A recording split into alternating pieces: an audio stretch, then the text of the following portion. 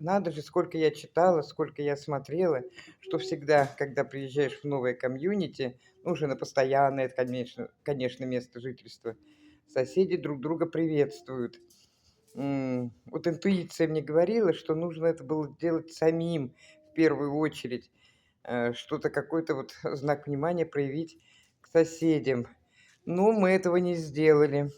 И соседка справа сегодня вот принесла нам такое вот угощение. Вот. И ягоды, и фрукты, и открыточку. Ой, какие молодцы. Ну, это истинная такая американка.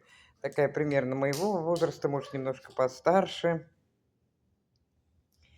Вот.